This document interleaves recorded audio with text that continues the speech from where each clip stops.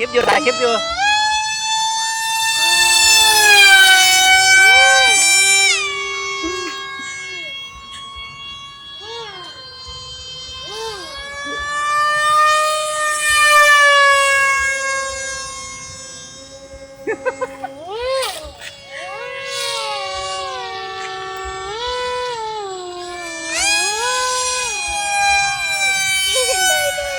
ปากขึ้นเมื่อกี้เนี่ยปากกระโดดเลย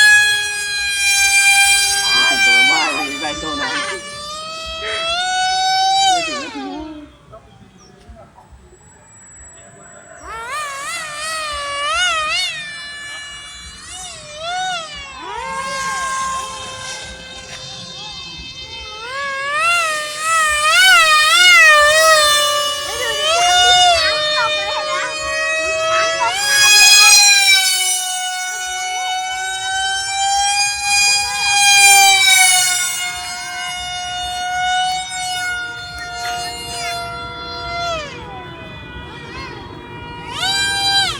วางเหมือนเอฟพีเอ็มเฮ้ยตัวอะไรขับวะ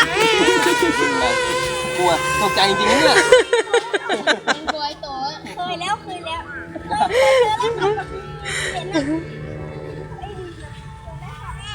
ทำไมไม่เอาบีมมาด้วยอ่ะ